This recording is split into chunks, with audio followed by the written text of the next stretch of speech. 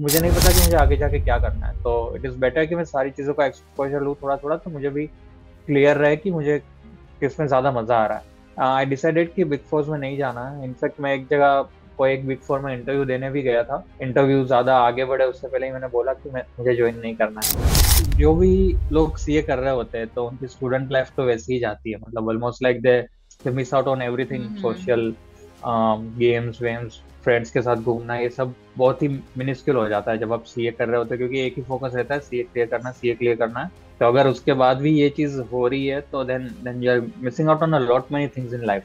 Tenth भी मैंने clear नहीं किया था, उसके उससे पहले से मेरा ये प्लान था कि मैं सीए करूंगा। And I I was in my mind thinking कि साइंस थोड़ा ज्यादा टफ होगा, डॉक्टर बनना थोड़ा ज्यादा टफ होगा। सीए स्टार्ट किया तो पता चला कि सीए भी उतना ही टफ है। तो व्हाट आई फील, अगर आपको रिस्क लेना है तो ज्यादा देर मत करो, ज्यादा सोचो मत। अगर रिस्क नहीं लेना है तो अलग बात है। अगर आपको एक्सपेरिमेंट करना है, रिस्क लेना है, प्रोफेशंस चेंज करने हैं, करियर चेंज करना है, then do it as early as possible in your life. Hi Bansal, thank you so much for accepting my invitation and joining this podcast. I'm very excited and I'm looking forward for our conversation. Thank you Nikita, thank you so much for inviting me as such, because मैं देख रहा हूँ आप काफी अच्छे लोगों से बात कर रहे हो, काफी इंटरेस्टिंग स्टोरीज लेकर आ रहे हो लोगों के प्रोफेशनल लाइफ से।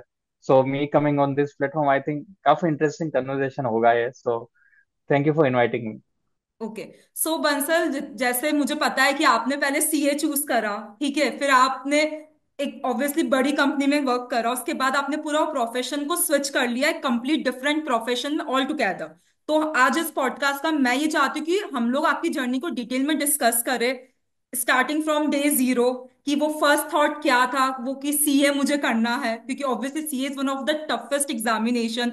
तो फर्स्ट थिंग, ये थॉट कैसा आया कि हाँ मुझे तो सीए एग्जाम करना है और सीए क्लियर होना है बेसिकली, ठीक है। उसके बाद तो पहला बेसिकली आप अपनी जर्नी बताओ पूरा कि आपने वो थॉट कैसा आया आपके। तो यार सीए करने का थॉट बहुत ही बचपन से था, काइंड ऑफ स्कूल टाइम से था इनफैक्ट।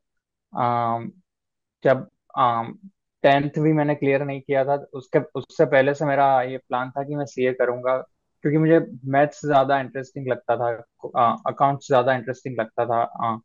जब 11 ट्वेल्थ में स्ट्रीम सिलेक्ट करनी होती है तो उधर भी मैंने कॉमर्स सिलेक्ट किया था, बिकॉज अकाउंट्स मुझे काफी इंटरेस्टिंग लगता था उस टाइम पे, स्टैटिस्टिक्स ज्यादा इंटरेस्टिंग लगता था, इकोनॉमिक्स में भी थोड़ा बहुत इंटरेस्ट था मुझे। तो uh, ये सारे रीजंस थे। And and to add on to that, family environment भी उस तरह का था, बिकॉज फैमिली में भी I have tax consultants and chartered accountants already. मेरे चाचा सीए ऑलरेडी, मेरे दादा और पापा भी टैक्स कंसल्टेंट्स थे, तो पूरा एनवायरनमेंट भी थोड़ा वो हिसाब से था। और बस यही था, मतलब बचपन से कि सीए करना है, सीए करना है। तो ज्यादा कुछ सोचा नहीं था कि क्या करे, कॉमर्स ले साइंस ले। It was quite clear in my mind. मेरे पापा जबकि थोड़ा बहुत स्केप्टिकल थे, वो चाहते थे कि साइंस भी ले सकता है, डॉक्टर डॉक्टर भी बन सकता है तू, but I was very much clear in my mind कि सीए ही करना है। उनका ये था कि अगर तू सीए कर पाएगा तो फिर साइंस में भी जा ही सकता है। And I I was in my mind thinking कि साइंस थोड़ा ज्यादा टफ होगा, डॉक्टर बनना थोड़ा ज्यादा टफ होगा। May be this is all during school time, but जब सीए स्टार्ट किया तो पता चला कि सीए भी उतना ही टफ है। तो हाँ वो तो दिस है is he how it like. All went. हाँ okay. So this is how it went, but so CA करने का प्लान बेसिकली बहुत शुरू से था, मतलब हाँ ऐसा नहीं मतलब था कि बेसिकली आपको भी इंटरेस्ट आता, प्लस आपका फैमिली एनवायरनमेंट भी वही था, right, you were having tax consultants as, like your father was a tax consultant, your father is a right. Tax consultant and आपके अंकल भी है वो भी खुद सीए, तो वो आपको एनवायरनमेंट ही वही मिला जिसके कारण आपने वो कोर्स परस्यू राइट। करा, ठीक है। तो बंसल, आपने सीपीटी जो फर्स्ट एग्जाम होता है फाउंडेशन एग्जाम, वो एक तो फर्स्ट उसकी कोचिंग्स कहाँ से करी, ठीक है, और वो किस साल में क्लियर करा। सीपीटी 2012 में क्लियर हुआ था मेरा। I so after completing twelfth I left my home, I went Ahmedabad. Okay. क्योंकि कोचिंग्स वहाँ पे थोड़ी अच्छी है, इधर इतना अच्छा, जहाँ मेरा होम टाउन है उधर इतना कोचिंग्स या एनवायरनमेंट वो हिसाब से नहीं मिलता प्रॉपर, कि आप पूरा फोकस कर पाओ स्टडीज में। और प्रोफेसर्स जिस तरह से पढ़ाते हैं, ये सब चीज़ों में काफी फर्क नजर आता है। तो I move to Ahmedabad after completing my twelfth, and मैंने पूरा सीए ऑलमोस्ट उधर से ही किया है, right from CPT to clearing final article सब अहमदाबाद से किया है। So it was December one minute Bansal, I 2012। Have one question. तो आप फर्स्ट टाइम घर से निकले होगे, राइट, वो कंप्लीटली न्यू सिटी। तो राइट ऑब्वियसली राइट आप बहुत यंग थे, बिकॉज आप बोल रहे हो यू जस्ट क्लियर 12th, है ना? तो वो फिर ट्रांजिशन राइट। कैसे हुआ? लाइक एकदम से स्मॉल सिटी से न्यू सिटी जाना, एकदम आप मतलब you were a child at the time, right, just clear 12th ना? तो आप काफी यंग थे। तो वो आप बताइए थोड़ा वो फेस की, वो आपके लिए कितना चैलेंजिंग था, कैसा आपने उसके साथ कोप अप करा? यार ऑनेस्टली स्टार्टिंग में बहुत ज्यादा चैलेंजिंग था, it was not easy obviously, because घर पे काफी ज्यादा कंफर्ट जोन में रहते हो, और और वो जो है ज्योति आपके, आपको समझता भी नहीं कि आपको कितना कंफर्ट मिल रहा है आपके पेरेंट्स के थ्रू, आपके ग्रैंड पेरेंट्स के थ्रू, जो बेसिकली घर का पूरा एनवायरनमेंट होता है उसके थ्रू जितना कंफर्ट आपको मिलता है, वो चीज आप तब रियलाइज भी नहीं करते, इतना मेच्योरिटी नहीं होता कहीं ना कहीं कि आप ये चीजें समझो कि वो लोग कितना एफर्ट्स डाल रहे हैं आपके पीछे। But once when you leave your place और अलग से रहने जाते हो, तब पता चलता है कि कितनी छोटी मोटी चीजें होती है, बहुत सारी चीजें होती है। तो शुरू में थोड़ा डिफिकल्ट था काइंड ऑफ एडजस्ट करना, but the good part there was, मेरे जो स्कूल फ्रेंड्स थे वो अहमदाबाद में भी मेरे साथ में थे ऑलमोस्ट शुरू से, ओके। बिकॉज उनका भी सबका प्लान सीए करने का ही था मोर और लेस। एक या दो फ्रेंड्स थे जो अलग अलग स्ट्रीम में गए थे, otherwise all of us were planning to do CA, तो हम लोग साथ में ही अहमदाबाद गए थे। तो वो एक था कि मतलब you know the people who are around you,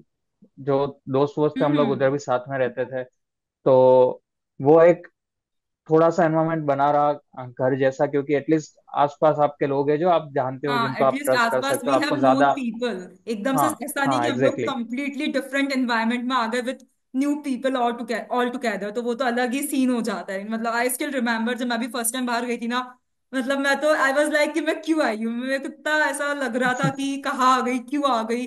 तो that's why I ask this question to you, क्योंकि ये बहुत मतलब आई कैन रिलेट कि कैसा लगता है स्मॉल टाउन से एक नई सिटी में जाना, for your preparation for achieving your dreams and all. That's why I asked this question. Okay. So आपने फिर सीपीटी आपने अहमदाबाद से करी थी, कोचिंग से अहमदाबाद से करी थी, है राइट ना? एंड राइट ये हम लोग 2012 की बात कर रहे हैं। राइट ठीक है। तो you cleared right on CPT in first attempt. Right. Okay. तो फिर सीपीटी हो गया, उसके बाद आपने आईपीसीसी भी अहमदाबाद से करी, आई बिलीव, है ना? हाँ हाँ। ओके। तो आपका आईपीसीसी का कैसा जर्नी था? Because CPT is different all together, IPCC is अलग लेवल का है वो। सब कुछ कोर्स भी इतना ज्यादा होता है, और सिर्फ आई गेस सिर्फ 9 to 12 मंथ से मिलते for the preparation and for the coachings and all. तो आपने उस टाइम कैसे हैंडल करा सबका pressure? Right, so IPCC if I remember, एक साल भी नहीं मिलता पूरा। I think I started my coaching in January 2013, may be CBT का रिजल्ट आने के बाद। अगेन काफी लोग पहले से ही कोचिंग शुरू कर रहे थे, but I just wanted to enjoy that break. मैं ये नहीं चाहता था कि ब्रेक में भी फिर से पढ़ना शुरू करता, तो मैं एक महीने का ब्रेक एंजॉय कर रहा था। उसके बाद जब सीपीटी का रिजल्ट आया, I started coaching for IPCC, and obviously 9-10 महीने मिलते हैं क्योंकि नवंबर में एग्जाम हाँ होता है। हाँ, सो राइट, 9 से 10 मिलते हैं, हाँ। बट वो टाइम पे ऐसा था कि because you are in that student life itself, तो आप पूरा फोकस आपका एक ही चीज पे होता है कि पढ़ना है पढ़ना है पढ़ना है। आप क्लासेस रेगुलरली अटेंड कर रहे हो, घर पे आके भी इतना पढ़ रहे हो, जो भी क्लासेस में चल रहा है साथ साथ में आप घर पे आके पढ़ रहे हो, जो होमवर्क मिल रहा है वो भी कर रहे हो। बहुत अजीब लगता है अभी ये टर्म यूज करना, होमवर्क, बट या तभी तो यही सब था। तो थोड़ा प्रेशर लास्ट में ज्यादा लगा था, जब लास्ट 2 या 3 मंथ्स बचे होते हैं और जब आपको खुद से पढ़ना होता है, क्लासेस खत्म हो गए सब, प्रोफेसर ने सारे कोर्सेज खत्म कर दिए, तो उसके बाद सब आपके ऊपर होता है कि आप किस तरह रिवाइज करते हो चीजें, आप किस तरह पढ़ रहे हो। तो तब थोड़ा ज्यादा प्रेशर लगा था मुझे, बिकॉज जब तक कोई और पढ़ा रहा है तो आप पढ़े जा रहे हो पढ़े जा रहे हो, वो जो भी करवा रहे हैं आप समझ रहे हो, ठीक है। बट जब खुद से पढ़ना आता है तो आपको ये समझना थोड़ा जरूरी बन जाता है कि आप किस तरह स्केड्यूलिंग करोगे, किस तरह प्लान करोगे कि सारे सब्जेक्ट्स रिवाइज हो जाए और कोई एक भी सब्जेक्ट में भी दिक्कत ना हो एग्जाम एग्जाम के टाइम पे। तो तब थोड़ा प्रेशर आया था, but somehow it went through, but Bansal, क्योंकि आपने वो 3 मंथ्स में क्या स्ट्रेटेजीज फॉलो करी थी? बिकॉज देखो, एक होता है कि टीचर ने तो पढ़ा दिया, उनका तो रोल खत्म। अब है कि सेल्फ स्टडी, अब है कि हमें पढ़ना है, तो कंप्लीटली हमारे ऊपर है कि हम लोग कैसे कवर करें, और टाइम है बहुत कम। ठीक है। तो वो 3 महीने जो होता है कि एग्जाम से पहले और कोचिंग के बाद का, बेसिकली उस टाइम पे आपने आपकी क्या स्ट्रेटेजीज थी? बिकॉज इतने सारे सब्जेक्ट्स को देखकर ऑब्वियसली बहुत लगता है ना कि इतना सब कुछ करना है और टाइम बहुत कम है। तो वो पहले तो खुद को माइंडसेट सेट करने में टाइम लग जाता है कि अच्छा इट इज अचीवेबल। ठीक है, तो आपकी क्या स्ट्रेटेजीज था वो बताइए। यार आईपीसीसी का तो मुझे इतना डिटेल में अब याद नहीं है, it is long okay. Way back. तो इतना डिटेल में मुझे याद नहीं है, but from what I remember, मेरा एक एक हमेशा से पर्सपेक्टिव रहता था कि जो भी प्रैक्टिकल सब्जेक्ट्स है, से for example financial reporting, accounting, financial management and all those things, costing, तो उन सब में मेरा थोड़ा ज्यादा अच्छा रहता था परफॉर्मेंस। मेरे को प्रैक्टिकल सब्जेक्ट्स थोड़े पसंद भी ज्यादा थे, तो उन सब चीजों की वजह से मैं उन सब्जेक्ट्स पे थोड़ा ज्यादा फोकस करता था कहीं ना कहीं, because I use to feel कि if if this is my strong point, if this is my strength, तो मैं उसको अच्छे से करूँ कि उसमें तो दिक्कत ना ही हो। जो राइट। जो सब्जेक्ट्स में मैं थोड़ा वीक हूँ, से for example company law, audits, जो थियोरेटिकल सब्जेक्ट्स है उसमें अगर हम्म। मैं थोड़ा वीक हूँ, तो उन चीजों में भी मैं मेहनत करूंगा, बट वो हिसाब से करूंगा कि उसमें मैं फेल ना हो, हाँ, बिकॉज अंडरस्टूड सीए के अंडरस्टूड। एग्जाम्स में यू यू अंडरस्टैंड कि फेल होना बहुत ही आसान है, मतलब थोड़ी भी गलती हुई आप फेल हो जाओगे। सो हम्म।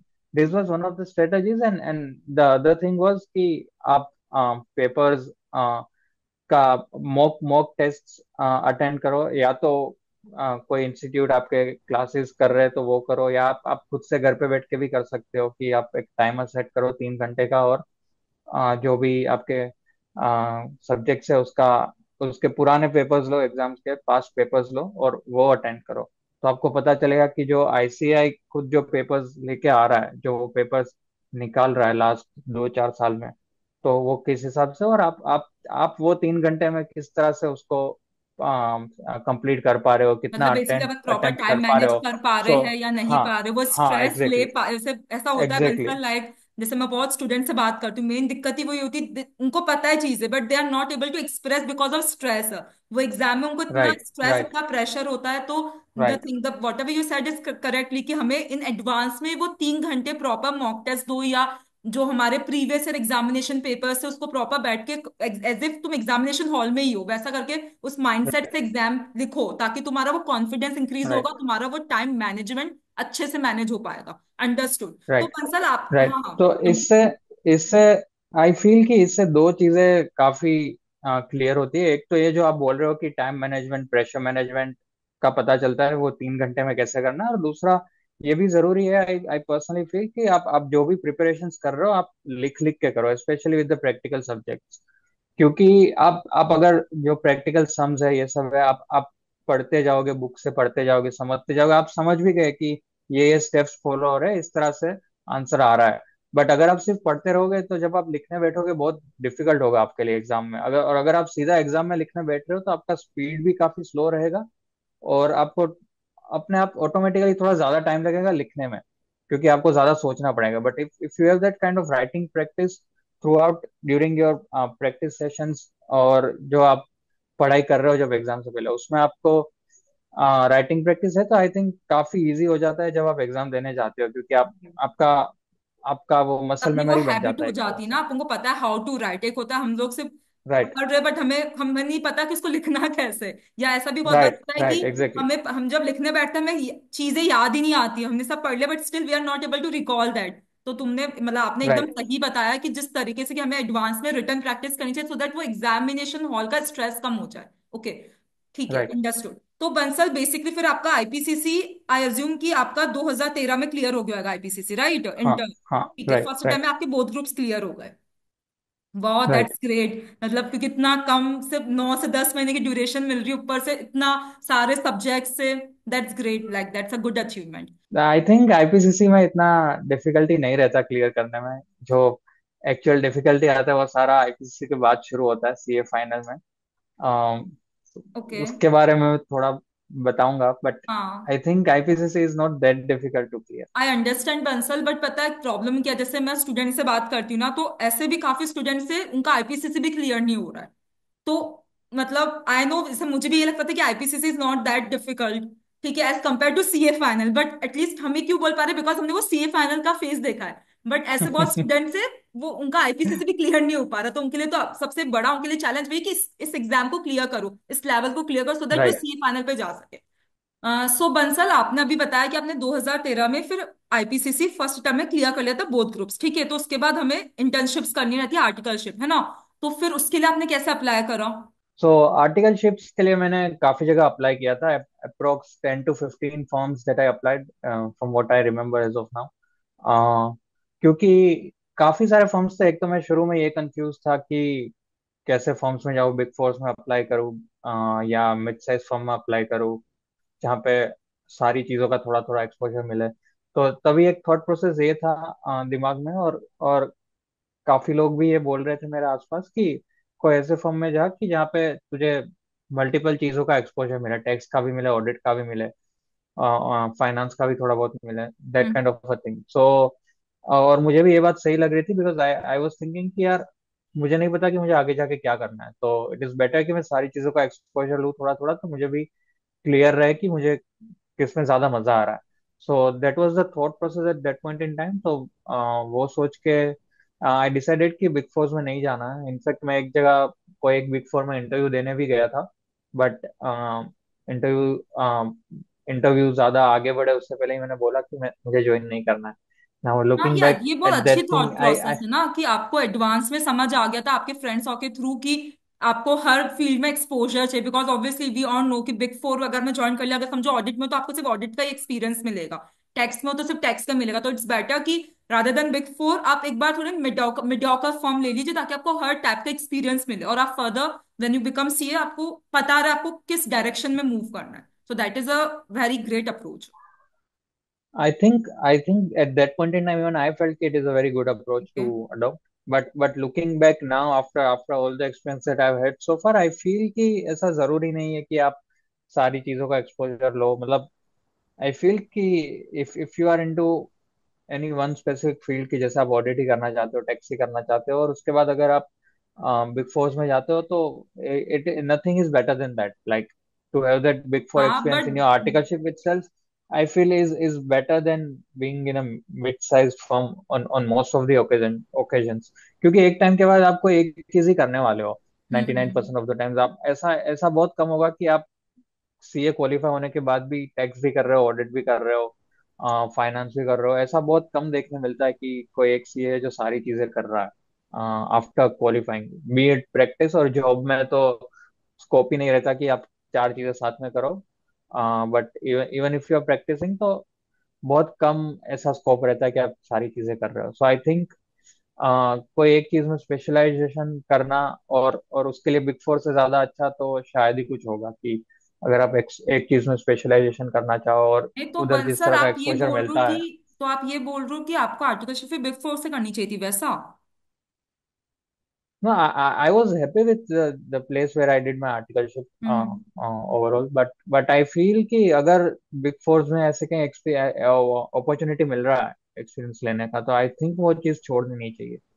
ओके, ठीक है, बट मेरे को ऐसा लगता है कि बिग फोर में, ठीक है, मतलब अगर देखो एक्सपीरियंस तो अच्छा होता ही है, ठीक है, but the thing is that pressure भी अलग लेवल का होता है, तो और आपके फिर अलग से और कोचिंग्स भी चलती है, आपको सी फाइनल के प्रेप करना है, तो वो सब कुछ, और आई हैव सीन कि लोगों से मैनेज नहीं होता है वो, ठीक है, तो इट्स बेटर कि आप मिडियोकर फर्म से ज्वाइन कर लो जहां पर अच्छा एक्सपोजर हो हर फील्ड का। जैसे आपने थोड़ा ऑडिट भी ट्राई कर लिया, जैसे हमें पता कैसे चलेगा कि हमें ऑडिट में जाना है, टैक्स में जाना है, अनलेस अंटिल मैं कुछ ट्राई नहीं करूं। जैसे मैंने समझो ऑडिट में भी थोड़ा काम करा, मैंने टैक्सेशन में भी करा, फिर जाकर एटलीस्ट मेरे पास एक बेस रहेगा कि नहीं, मुझे ये ज्यादा अच्छा लग रहा है ऑडिट वैसा, तो that is my thought process, but हाँ अगेन सबका अपना अपना थॉट प्रोसेस होता है, तो लेट्स कंटिन्यू। तो आपने, ठीक है, आपने फिर मिडियोकर फर्म से आर्टिकलशिप स्टार्ट कर दी, और आपकी आर्टिकलशिप लगी कैसे? एनी रेफरेंस, या जैसे आपने बताया आपने बहुत इंटरव्यूज दिए थे, तो आप बस रैंडमली ट्राई कर रहे थे अहमदाबाद की जो भी टॉप कंपनीज है उसके, कैसे करा आपने? सो इट वाज क्वाइट इंटरेस्टिंग, क्योंकि मेरे जो क्लासेस थे आईपीसीसी के टाइम, मैं उसके डायरेक्टर के पास उनसे मिलने गया था, क्योंकि उस दिन रिजल्ट आया था। तो आई रिमेम्बर काफी स्टूडेंट्स उनसे मिलने जा रहे थे, ओके। तो मैं भी चला गया, just for the sake of it, like not that he knew me personally और something like that from the IPCC times. But मैं उनसे मिलने चला गया, मुझे सिर्फ उनसे सजेशंस चाहिए थे कि किस तरह से आर्टिकलशिप करना चाहिए, कौन से फॉर्म्स अच्छे हैं जहाँ पे अप्लाई कर सकता हूँ मैं, मुझे उनसे ये रेफरेंसेस चाहिए थे। तो मैंने उनसे पूछा नॉर्मली, और उन्होंने कुछ कुछ विजिटिंग कार्ड्स दिए मुझे, कुछ कुछ फॉर्म्स के, कि you can try here here here. उसके बाद उन्होंने मुझे पूछा कि आपके मार्क्स कितने हैं, आईपीसीसी में क्या रिजल्ट है। So I I told him my marks, and then he gave me a few more visiting cards कि आपके अच्छे मार्क्स है तो ये फॉर्म्स में आप ट्राई करो। So I try to apply at all those places. चार पांच विजिटिंग कार्ड्स दिए थे उन्होंने, और उसमें से मैंने तीन या चार जगह अप्लाई किया, उधर बात की कि आई एम इंटरेस्टेड। एंड उस time I feel most of the places it was like walk in straight away. You go there and you give your CV and then you try to talk to them। जब भी या वो लोग CV accept कर लेंगे, फिर बोलेंगे कि विल कॉल यू लेटर और something like that, and they call you later. It wasn't a time when कि आप लिंक्डइन पे अप्लाई कर रहे हो या ऑनलाइन अप्लाई कर रहे हो। So you have to go at all those places. वो सारे सीए फॉर्म्स में मैं ऑलमोस्ट बहुत ज्यादा सीए फॉर्म्स में गया था, आई रिमेम्बर। और हाँ, अहमदाबाद सिटी बड़ा है तो काफी अलग अलग जगह पे सबके ऑफिस है, सब जगह गया था मैं। काफी सीएस से बात की थी मैंने, सब जगह इंटरव्यूज भी उन्होंने काफी जगह पे लिए थे, काफी जगह पे सिर्फ बेसिक क्वेश्चंस पूछ रहे थे, कुछ कुछ जगह टेक्निकल्स भी पूछ रहे थे। बट पर there was this one place where I did my articleship, जो मुझे लगा कि इधर मुझे ज्यादा सीखने मिलेगा, and more than that the vibe of that office, जो जो प्रिंसिपल थे मेरे उधर, जो जो पार्टनर थे बेसिकली, उनका अप्रोच काफी अच्छा था, उनका वाइब काफी अच्छा था। सो आई फेल्ट कि इधर ओवरऑल एनवायरनमेंट अच्छा होगा और काफी सीखने मिलेगा। So okay. That is how I ended up being there. But again हुआ यही जो मैं आपको बोल रहा था कि I I chose mid size firm, क्योंकि मैं सारी चीजों में एक्सपोजर लेना चाह रहा था। But hmm. Even that firm had majorly all the work in audit. Okay. तो अंडरस्टूड। उधर ऐसा नहीं था कि मुझे टैक्स और बाकी चीजों का एक्सपोजर मिला। हाँ, ओके। टैक्स ऑडिट्स का मिला obviously, but again that is audit, उसको हम्म। टैक्स नहीं बोल सकते। सो मेजरली मुझे उधर ऑडिट का एक्सपीरियंस मिला, but it was overall good, क्योंकि काफी लिस्टेड एंटिटीज थी तो उनका ऑडिट्स किया। काफी अलग अलग इंडस्ट्रीज में क्लाइंट्स थे, एनबीएफसीज भी थे, ऑल दोस थिंग्स। तो ओवरऑल काफी अच्छा एक्सपोजर मिला। ओके।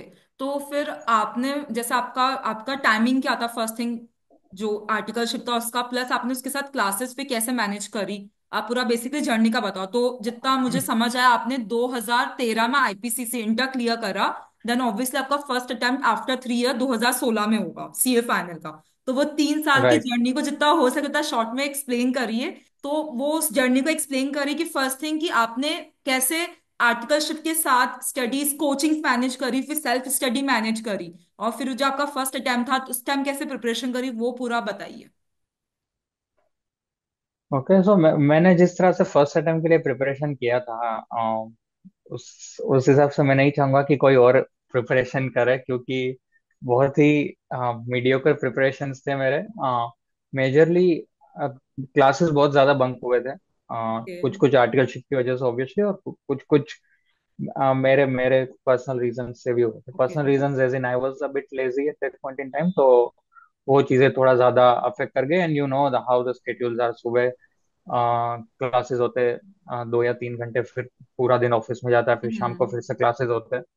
तो I try to attend as many classes as possible, but सुबह के क्लासेस मेरे थोड़े ज्यादा मिस हो जाते थे। सो that is how it went. And जो ऑफिस टाइमिंग्स आप बोल रहे हैं, बहुत ज्यादा ओवर टाइम नहीं होता था, या बहुत ज्यादा ओवरवर्क नहीं होता था, बहुत ही रेयरली ओवरवर्क होता था, otherwise it would be very decent, very normal. और आर्टिकलशिप में आई थिंक आपसे बहुत ज्यादा एक्सपेक्ट भी नहीं करते आपके सीनियर्स, आपके प्रिंसिपल। तो that way it was quite comfortable है। बट सीए फाइनल के एग्जाम्स जब नजदीक आ रहे थे, then obviously you go on leaves from articleship. तो हम्म। उस टाइम पे उस टाइम पे वो जो 5 या 6 मंथ्स थे, उस टाइम पे जो आपका प्रिपरेशन रहता है उस पर आई थिंक काफी ज्यादा डिपेंडेंस रहता है कि आपका एग्जाम कैसा जाएगा। तो I I I didn't do well in that period of 5 और 6 मंथ्स। बहुत आराम आराम से मैं प्रिपरेशंस कर रहा था मेरी, और प्रिपरेशंस अच्छी नहीं थी मेरी ओके। उस टाइम पे। सो by the time I gave first 2 or 3 exams, first 2 or 3 papers, I it was quite clear कि यार ये तो क्लियर नहीं होने वाला, ये अटेम्प्ट तो गया, लाइक अच्छा। Because okay. मतलब आपको पता चल जाता है कि आप जिस तरह से अटेम्प्ट कर पा रहे हो, और जो हम्म। शुरू के जो पेपर्स होते हैं, financial reporting, financial management, those were my strengths kind of. तो अगर उसमें ही आप अच्छा नहीं कर पा रहे तो आपको पता है कि आगे के पेपर्स में तो और भी दिक्कत होने वाली है। ओके। सो बट आपने या सारे फिर सो एग्जाम्स दिए थे ना, स्किप नहीं करी थी, पेपर को स्किप नहीं किया था? नहीं, ना स्किप नहीं किया था, सारे एग्जाम्स मैंने दिए थे। I was like even if I am not clearing, I at least I will know कि किस तरह के क्वेश्चंस आ रहे हैं, किस तरह का एनवायरनमेंट बन रहा है उधर, एटलीस्ट वो एक एक्सपीरियंस तो मिलेगा। एंड एंड एंड एग्जाम के बीच में ऐसा सोचना बहुत ही अजीब होगा कि मैं ये अटेम्प्ट स्किप कर रहा हूँ। सो नहीं तो that was not a basically thought कि मैं एक एग्जाम। स्टूडेंट से बात कर रही थी, तो उसने नहीं दिया था, उसका एक दो एग्जाम्स बहुत, that's why I raise this question, उसके एक दो एग्जाम्स बहुत ही वैसे गए थे, मतलब अंडर कॉन्फिडेंट और हो गए थे, तो उन्होंने फर्दर एग्जाम्स ही नहीं दिए। क्योंकि वो करेज चाहिए ना, एक ओके। होता है कि तुम्हारा ठीक ठाक गया तो एक बार का तुम्हें पुश मिल जाएगा, बट बहुत ही, राइट। हाँ, अपन ने बहुत प्रिपरेशन कर रहा हो, प्लस अपनी एग्जाम्स एकदम ही अपोजिट डायरेक्शन में गई हो, तो वो अंदर से जो बूस्ट है वो भी नहीं मिलता है, तो दैट्स व्हाई आई रेज कि उस स्टूडेंट ने वो छोड़ दिया था, उसको वो करेज ही नहीं मिला था, इसलिए मैंने आपसे ये चीज सो पूछी सो कि। Even I was under confident. जो आप हम्म। वो स्टूडेंट के बारे में बोल रहे हो, मेरा भी काफी सिमिलर था फर्स्ट 2 या 3 पेपर्स के बाद। बट आई थॉट कि एग्जाम्स स्किप नहीं करते हैं, एटलीस्ट एग्जाम्स देते हैं, वट एवर हैपन्स, भले ही पास ना हो बट हाँ, बट आपको वो एग्जाम्स देते हैं। एग्जाम का एनवायरनमेंट समझ आ जाएगा एटलीस्ट, कुछ तो होगा ना, आपको अपना टाइम मैनेजमेंट समझ आ जाएगा, ऐसा तो है नहीं आपने इतना, you have been prepared for almost 6 to 7 months for this exam. ठीक है, तो इट्स बेटर कि दो होना, मतलब कुछ लॉस तो बेसिकली है नहीं, अगर आप एग्जाम दे रहे हो वैसा नहीं दोगे तो लॉस है ना, देने में तो क्या लॉस है। तो आई ऑलवेज प्रेफर कि हाँ, इट्स बेटर कि हमने एग्जाम देना है, बाकी जो रिजल्ट आएगा वो तो देखा जाएगा। ठीक है, तो फिर अल्टीमेटली आपका राइट। फर्स्ट अटेम्प्ट में क्लियर नहीं हुआ था, राइट? राइट। आपने वो फेलियर कैसे फेस करी, उसके बारे में बताइए, क्योंकि ऐसा होता है कि बहुत बार सीए स्टूडेंट के साथ वही होता है कि हम जब लाइफ में फर्स्ट टाइम फेलियर फेस करते हैं, जैसे आपका सीपीटी फर्स्ट अटेम्प्ट में क्लियर हुआ, इंटर फर्स्ट, बट आपका सीए फाइनल नहीं हुआ, तो या बेसिकली आपके लिए फर्स्ट फेलियर था सीए की जर्नी में, तो वो फेलियर आप फर्स्ट थिंग कैसे लिया उसको है, और how did you cope up with that failure? So it was kind of first failure overall, मतलब लाइफ में ही, ऐसा नहीं कि सिर्फ सीए की जर्नी में फर्स्ट फेलियर था। क्योंकि स्कूल टाइम में बहुत ही रेयरली ऐसा देखने मिलता है कि कोई फेल हो रहा है, रिपीट कर रहा है। It is a very rare thing. And school time से ही I was quite good at studies, तो वैसा फेलियर कभी देखा नहीं था। तो जब सीए फाइनल का फर्स्ट अटेम्प्ट चल रहा था मेरा, तभी एज आई टोल्ड, मुझे ऐसा लग रहा था कि ये अटेम्प्ट तो क्लियर नहीं होने वाला। सो इनिशियली थोड़ा डिफिकल्ट था ये चीज एक्सेप्ट करना कि भाई इतने खराब एग्जाम्स जा रहे हैं। क्योंकि उसके पहले हमेशा ये होता था कि प्रिपरेशन जैसे भी किया हो, जिस तरह से भी किया हो, एग्जाम्स मेरे अच्छे जाते थे। अगर प्रिपरेशन थोड़े वीक भी है तो एग्जाम्स अच्छे जाते थे मेरे। बट इस बार ऐसा नहीं हुआ। उस आई आई फील उसके पीछे एक बड़ा फैक्टर ये भी है कि before CA final I use to attend all the classes, I use to be very attentive in the classes. तो उधर ही काफी कंसेप्ट एटलीस्ट क्लियर हो जाते थे, कि जो भी सब्जेक्ट्स चल रहे, जो भी टॉपिक चल रहा है, कंसेप्ट्स उधर काफी ज्यादा क्लियर हो जाते थे। So then it gets easier to apply those concepts in the exams once you are clear with the concepts. तो आई थिंक सीए फाइनल में sorry, I think CA final के फर्स्ट अटेम्प्ट में वो चीज नहीं हुई, क्योंकि जैसे मैंने पहले बताया काफी ज्यादा क्लासेस मिस हुए थे मेरे। तो उन सब का क्यूमुलेटिव इफेक्ट एग्जाम्स पे आया। तो थोड़ा शुरू में डिफिकल्ट था वो चीज एक्सेप्ट करना कि ये अटेम्प्ट में सीए क्लियर नहीं हो रहा मेरा। But then somehow you have to get used to it, and then somehow you have to accept it, क्योंकि और कोई ऑप्शन नहीं है। आप क्या करोगे, आपको दूसरा अटेम्प्ट देना ही पड़ेगा। अगर सीए क्लियर करना है तो आपके पास और कोई ऑप्शन नहीं बचता उसके बाद। सो you eventually you gain the strength to cope up with it, to accept the failure। मतलब एक टाइम के बाद आप फेलियर एक्सेप्ट करना सीख ही जाते हो कभी ना कभी लाइफ में। सो ऐसे ही हुआ। एंड देन आई थॉट कि अभी ये अटेम्प्ट तो गया, ठीक है, अब अगले अटेम्प्ट में करेंगे। So that is how I try to cope up with my failure. Okay. तो फिर आपने जो सेकेंड अटेम्प्ट की प्रिपरेशन करी, तो उस टाइम आपने क्या स्ट्रेटेजीज थी, मतलब कुछ अलग करा as compare to first attempt, और आपका क्या था सेकंड अटेम्प्ट की स्ट्रेटेजी, कि आपको एक ग्रुप देना है या बोथ ग्रुप साथ में ही देना है, तो उसके बारे में बताइए। मैंने अलग तो किया था, फर्स्ट अटेम्प्ट से भी थोड़ा स्ट्रेटेजी अलग किया था, और जो बाकी स्टूडेंट्स जो जनरली करते हैं उससे भी थोड़ा अलग चीज करने की कोशिश की थी मैंने। बिकॉज व्हाट हैपेंस इज, सारे बच्चे क्या करते हैं कि एग्जाम्स खत्म होता है उसके बाद फिर से आर्टिकलशिप में चले जाते हैं, क्योंकि 5-6 मंथ्स बाकी रहते हैं आर्टिकलशिप के हम्म। जो कंप्लीट करने रहते हैं फर्स्ट अटेम्प्ट के बाद। तो उधर चले जाते हैं। उसमें अगर आप फेल हो रहे हो तो फिर से आपका 2 महीने बाद आर्टिकलशिप में भी ब्रेक आता है, और हम्म। आपको एग्जाम के प्रिपरेशन के लिए भी 2 मंथ्स मिलते हैं। हम्म। अभी तो आई गेस साल में 3 अटेम्प्ट हो रहे हैं, हम्म। ये अटेम्प्ट है इटसेल्फ। सो चीजें काफी बदल जाएगी, बट उस टाइम दो दो अटेम्प्ट थे। तो अ, इस तरह साइकिल चलता था, और स्टूडेंट्स वो एक लूप में फंस जाते थे कि आर्टिकलशिप 2 महीने की, फिर एग्जाम दिया, फिर से फेल हुए तो फिर से 2 महीना आर्टिकलशिप की, या 1.5 महीना आर्टिकलशिप, फिर से 2 महीने पढ़ाई हम्म। करके एग्जाम दिया। सो मेरा ये था कि मुझे दोनों अटेम्प्ट साथ, सॉरी, दोनों ग्रुप साथ में देने हैं, एक एक ग्रुप करके नहीं देना है। एंड वो 2 या 3 महीने में पूरा प्रिपेयर करना मुझे, मेरे लिए पॉसिबल नहीं लग रहा था कि मैं 3 महीने में 8 सब्जेक्ट्स एक साथ कर पाऊंगा। So I decided to skip one attempt altogether. Okay. मई 2017 का अटेम्प्ट मैंने स्किप किया था, if I recall it correctly. And I thought कि मैं एक बार पहले आर्टिकलशिप कंप्लीट कर लेता हूँ पूरी। I don't want to be like कि 2 महीने ऑफिस जा रहा हूँ, फिर 2 महीने पढ़ाई करके फिर से ऑफिस जा रहा हूँ। वो चीज अंडरस्टूड। मुझे नहीं करनी थी, तो मैंने पहले आर्टिकलशिप कंप्लीट किया पूरा, 3 3 साल का जो ड्यूरेशन होता है वो, और उसके बाद मैंने फिर से पढ़ाई स्टार्ट की नेक्स्ट अटेम्प्ट के लिए, जो नवंबर 17 में आने वाला था। बट तो आई थॉट बंसल, कि जो आपने उस, जो स्टेप लिया ना, वो बहुत ही मतलब, वो लोग बच्चे वो दूसरे नहीं लेते कि हम अपना इतना हाँ, जल्दी अटेम्प्ट स्किप कर रहे हैं। तो वो बहुत, आई गेस, बहुत ब्रेव राइट, डिसीजन था वो। और आपका वो माइंडसेट क्लियर था कि मुझे बोथ ग्रुप साथ में देने हैं, ठीक है। भले वो डीले हो जाएगा थोड़ा 6 मंथ्स का, बट इट्स बेटर कि मैं अच्छे से प्रिपरेशन करके दूंगा, रादर देन कि वो राइट, आर्टिकलशिप के साथ राइट, स्ट्रगल करूँ, आर्टिकलशिप भी चल रही फिर इसके साथ भी स्ट्रगल करूँ, फिर अननेसेसरी बिना अच्छे प्रिपरेशन के एग्जाम हॉल में बैठ जाऊँ।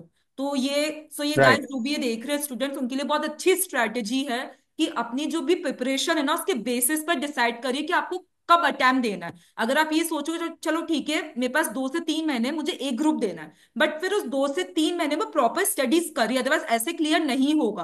और अगर आपकी ये स्ट्रैटेजी है कि मुझे बोथ ग्रुप देने हैं बट 2 3 महीने ही है, तो ट्रस्ट मी वो इनफ नहीं है। फिर इट्स बेटर कि आप उसको स्किप करिए और फिर नेक्स्ट टाइम ट्राई करिए, ताकि आपके पास एक अच्छा खासा आपको टाइम पीरियड मिल जाएगा। तो इससे आप सीखिए जो उन्होंने स्ट्रेटेजी बताई है।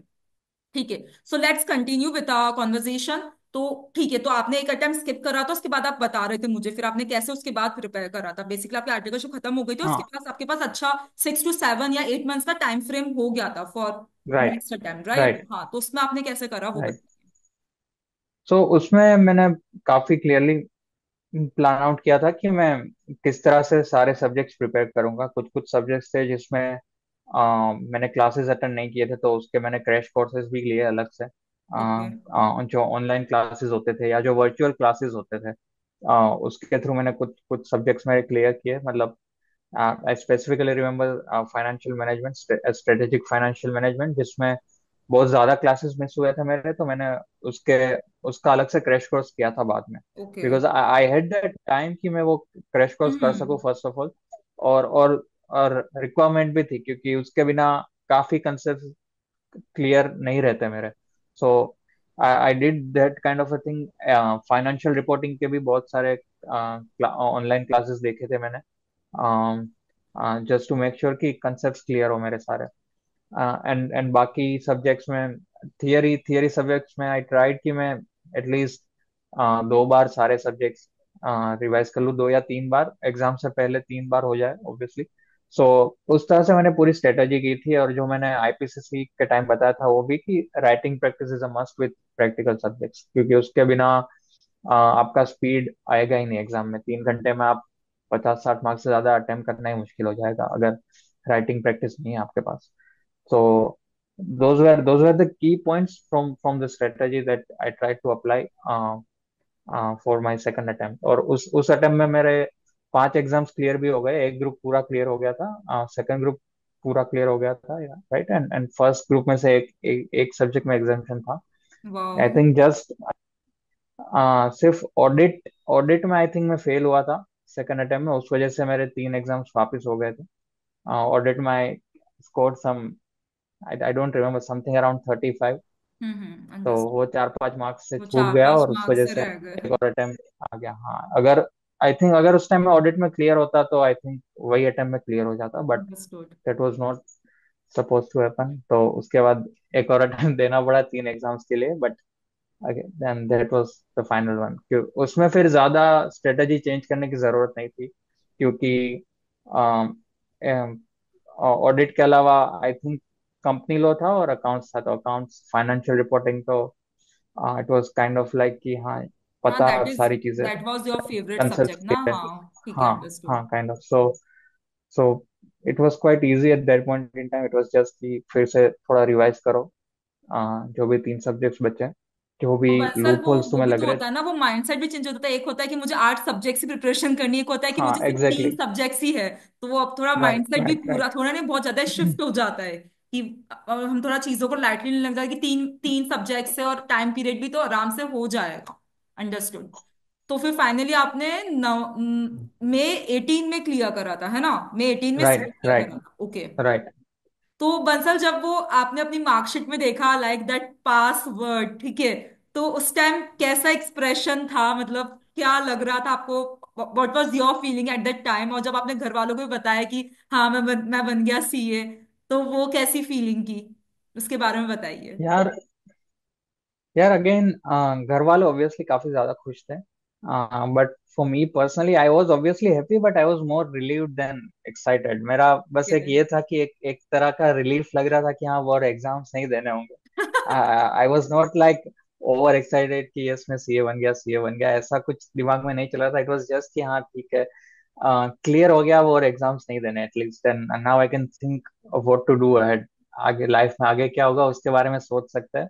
क्योंकि यार मैंने काफी स्टूडेंट्स को देखा था जो मेरे साथ थे, जो जिन्होंने मेरे पहले भी स्टार्ट किया था सीए। काफी लोगों का मैंने देखा था कि काफी अटेम्प्ट्स दे रहे हैं फाइनल में। आईटीसीसी बहुत आसानी से निकल रहा है, उसके बाद फाइनल में बहुत ज्यादा अटेम्प्ट्स दे रहे हैं और वो क्लियर नहीं हो रहा। 4 अटेम्प्ट्स, 5 अटेम्प्ट्स, 6 अटेम्प्ट्स, और हम्म। काफी लोग मेरे मेरे क्लियर होने के बाद भी मैंने देखा 8, 9, 10 अटेम्प्ट्स तक दिए हैं लोगों ने। तो I was grateful, extremely grateful कि मुझे वो साइकिल में नहीं घुसना पड़ा कि 7-8 अटेम्प्ट्स दे रहा हूँ जिसके बाद जाकर क्लियर हो रहा राइट। है। So that was kind of a relief that I had in my mind once once I saw that pass on और द एक मार्कशीट। बंसल वो भी रहता है ना, सेंस ऑफ अचीवमेंट, कि चलो कुछ स्टार्ट किया था वो खत्म हो गया है। सबसे बड़ा तो हाँ, खत्म हो हाँ, गया। जैसे आपने बोला you were relieve just because because वो आपको एक सेंस ऑफ अचीवमेंट लग रहा है कि कुछ स्टार्ट करा था, इतनी टफ एग्जामिनेशन जो मे भी लोगों ने बोला नहीं क्लियर होगा क्योंकि उनका भी नहीं हुआ होगा, और आपने क्लियर कर दिया, तो आई अंडरस्टूड। ठीक है, तो अब तो ये हो गया, सीए आप बन गए, ठीक है। उसके बाद की जर्नी, मतलब वो फर्स्ट जॉब कैसे लगी, उसके लिए कितने स्ट्रगल्स करे? कोई रेफरेंस थी, या अगेन जैसे आपने एप्लीकेशन ने सब कुछ खुद से मैनेज करा था वही करा, या आपके कोई फ्रेंड्स थे, कुछ रेफरेंस थे, उसके बारे में बताइए। um, ज्यादा रेफरेंसेस तो नहीं थे, बट ये अगेन काफी इंटरेस्टिंग स्टोरी है, क्योंकि जब सीए खत्म हुआ मेरा, मैं अहमदाबाद ही रहना चाहता था। I was trying to get a job in Ahmedabad itself. और बहुत काइंड ऑफ क्लियर था मेरे दिमाग में कि अब अहमदाबाद में ही रहना है। कहीं और जाना नहीं है, कहीं और जाके एक्सपेरिमेंट नहीं करना है। Because I was use to Ahmedabad, 5-6 साल उधर निकाले, तो you are use to that city. तो यही माइंड में था। तो अ, कुछ जगह जो क्लासेस थे अहमदाबाद में, उनके थ्रू मैंने अप्लाई किया था कुछ जगह, क्योंकि वो भी काइंड ऑफ प्लेसमेंट प्रोवाइड करते थे डायरेक्टली इनडायरेक्टली। तो ओके। उधर मैंने अप्लाई किया था कुछ फॉर्म्स में, कुछ कंपनीज में, और उसके अलावा आईसीआई के प्लेसमेंट्स में अप्लाई किया था मैंने। बट काइंड ऑफ कहीं ना कहीं दिमाग में ये भी था कि अब एक बार बिग फोर में ट्राई करना है या बिग सिक्स में ट्राई करना है, कि किस तरह का एक्सपीरियंस मिलता है उधर, किस तरह का एक्सपोजर मिलता है, वो एक एक्सपीरियंस करना था मुझे। But then what happened is I was travelling to Mumbai for a week, just for leisure, like कुछ रिलेटिव्स और उनसे मिलने जा रहा था मैं। It wasn't a trip plan for interviews and all those things.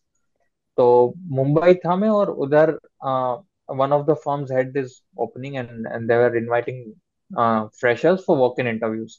So I just thought that let us go and appear for the interview, and it will be a good experience to be part of that interview process itself. एक exposure मिलेगा कि किस तरह के questions आ रहे हैं, किस तरह के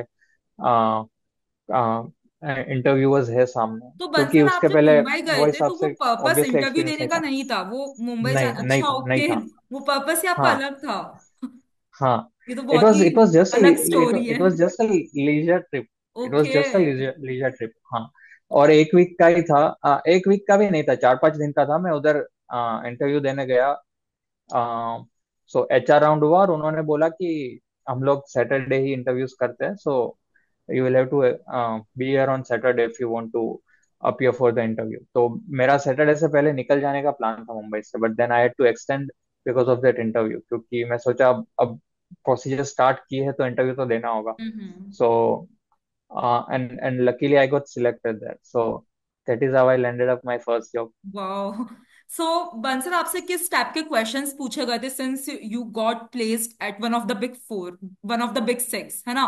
तो किस टाइप के क्वेश्चंस पूछे गए थे? बिकॉज ऑब्वियसली ना आपके लिए भी फर्स्ट एक्सपीरियंस था वो। तो जो ऐसे जो लोग हैं जो Right. बड़ी कंपनीज में जाना चाहते हैं स्पेसिफिकली, अगर मैं सीएस की बात करूँ, जो बिग 10 बिग 6 या बिग 4 में जाना चाहते हैं, तो उनको काफी से हेल्प मिल जाएगी। तो अगर आपको थोड़ा बहुत याद हो कि किस टाइप के क्वेश्चंस पूछे गए थे तो आप वो बता दीजिए। So I specifically remember मैंने दो जगह पे इंटरव्यूज दिए थे, one was in Ahmedabad and one was in Mumbai, both in Big Six okay. is what I'm talking about।